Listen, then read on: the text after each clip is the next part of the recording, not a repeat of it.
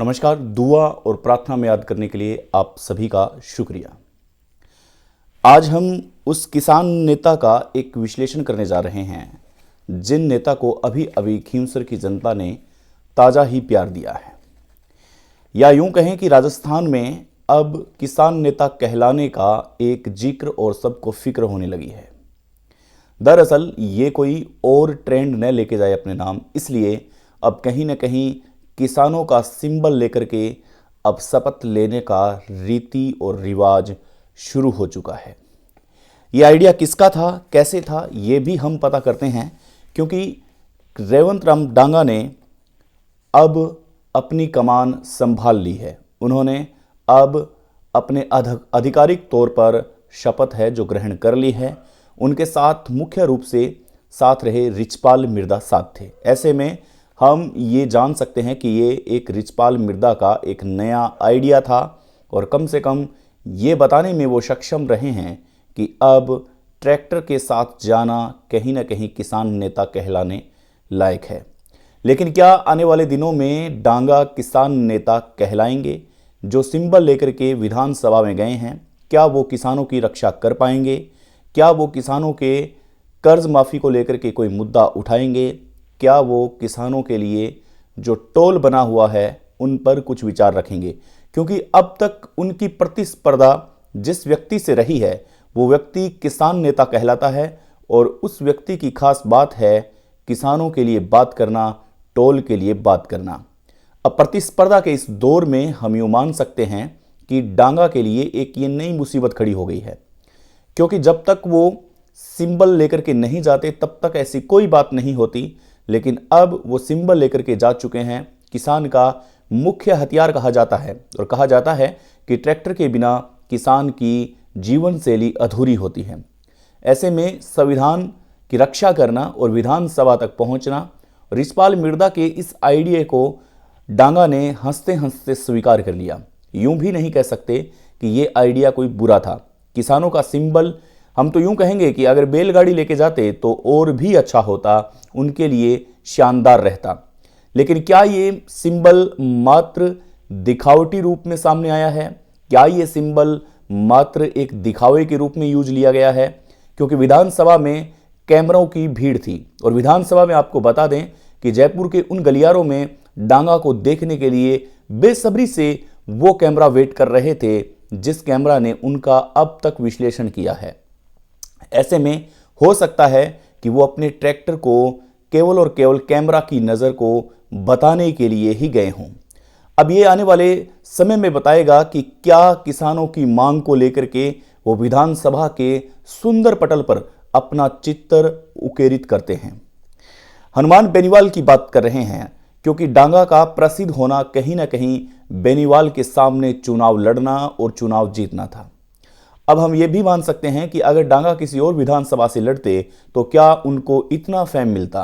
क्या विधानसभा कोई भी होती, डांगा को इतना शानदार पटल मिलता? जवाब है नहीं मिलता। ऐसे में बेनीवाल के सामने चुनाव लड़ना और उनको मात देना ये सबसे बड़ी बात है, डांगा के लिए मानी जाती रही है। और इसीलिए डांगा मजबूत व्यक्ति और मजबूत लड़ाका बनकर के नए चेहरों के सामने आए हैं। पहला जो चुनाव था वो चुनाव कम मार्जिन से बेनीवाल निकाल पाए थे, लेकिन इस चुनाव में कनिका बेनीवाल को मात देकर के डांगा ने ये तो साबित कर दिया है कि अब उनकी जनता है और जनता ने उन्हें जनादेश देकर के विधानसभा के उस पटल तक पहुंचाने का एक सुंदर कार्य किया है। लेकिन वो उन्हीं महत्वाकांक्षाओं को पूरी करने के लिए ट्रैक्टर के सिंबल को लेकर के जब वो विधानसभा पहुंचे तब एक बहुत बड़ी चर्चा का विषय बने और लोगों को इंटरव्यू देते हुए उन्होंने ये भी बताया कि मैं मेरी जनता को ये कहना चाहता हूँ कि ट्रैक्टर ही हमारा हथियार है और ये किसानों का कहीं ना कहीं एक बहुत बड़ा सिंबल है। आज हम उस सोच को बताने जा रहे हैं। जब मीडिया से रूबरू हो रहे थे तो कहीं ना कहीं हनुमान बेनीवाल पर एक छोटा मोटा हमला करते नजर आए।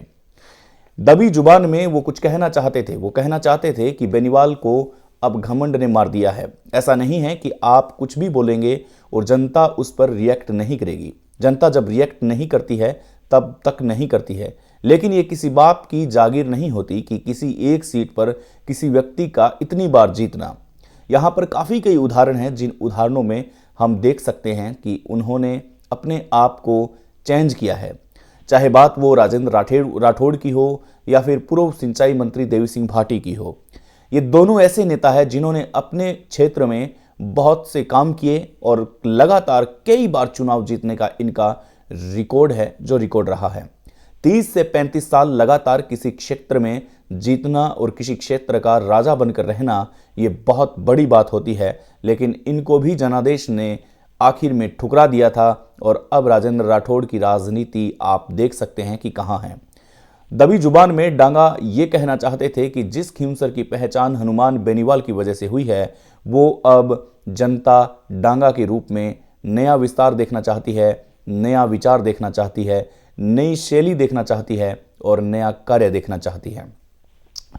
यहां पर जाट महापंचायत की जो एक हमें खुशबू आने लगी थी और उस जोधपुर की धरती से हमें यूं लगा था कि अब कुछ राजस्थान में बड़ा होने वाला है। हमने पहले भी आपको कहा था कि अगर डांगा के विकास को पटल पर लाना है तो खींवसर की जनता को अब राजस्थान सरकार, भजनलाल सरकार कितना ध्यान देती है, ये देखने वाली मुख्य बात होगी। इसमें हम 3 विधानसभा क्षेत्र की बात करना चाहेंगे। इस 3 विधानसभा क्षेत्र में कम से कम डांगा, अंशुमान सिंह भाटी और राजेंद्र भांबू, ये 3 विधानसभा ऐसी है जहां पर भाजपा को अपना एक बार फिर से दमखम लगाना पड़ेगा। यहां पर अपने बजट का वो आंशिक रूप देना पड़ेगा, क्योंकि यहां पर कांग्रेस हावी थी और एक जगह आरएलपी हावी थी।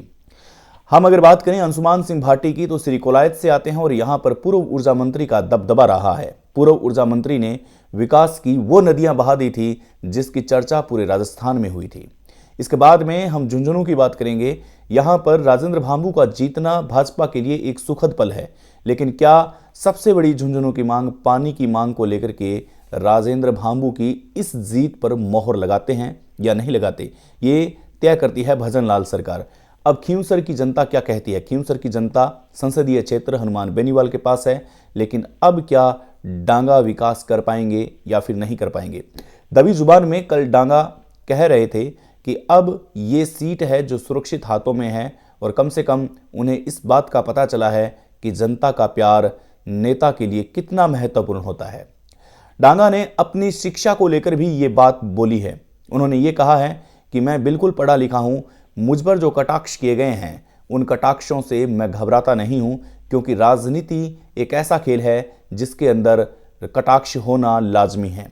ऐसे में पढ़े लिखे की बात होना लाजमी है और मैं मेरी जनता से बताना चाहता हूं कि मैं बिल्कुल पढ़ा हुआ हूं और इस बात को श्योर करता हूं और इंश्योर कभी नहीं होता कि एक विधायक को पढ़ना लिखना आना चाहिए। उनके समर्थक दबी जुबान में ये भी कह रहे थे कि हनुमान बेनीवाल को बोलने का तरीका नहीं है। वो शिक्षा किस काम की जो शिक्षा अपनी जुबान तक को नहीं सुधारती। ऐसे में हम कई आंकलन लगा सकते हैं कि अब डांगा दबी जुबान में कहीं ना कहीं सीधा प्रहार करने से अब संकोच नहीं करते हैं, क्योंकि अब उनके पास द पावर ऑफ जनता, यानी कि जनता की वो पावर आ चुकी है, जिसके कारण अब डांगा को घबराने की शायद कहीं ना कहीं कोई गुंजाइश नहीं लग रही है। और यही कारण है कि रिचपाल मिर्दा उनके साथ गए और रिचपाल मिर्दा कंधे से कंधा मिलाकर उनका इस वक्त बड़ी सादगी और ताजगी के साथ दे रहे हैं। आने वाला वक्त बताएगा कि क्या डांगा विधानसभा खींवसर की रक्षा कर पाते हैं, क्या जो उन पर कई सवाल खड़े हुए हैं उन सवालों का जवाब वो दे पाते हैं। हम मिलते हैं एक नए अंक में, तब तक के लिए नमस्कार, जय हिंद।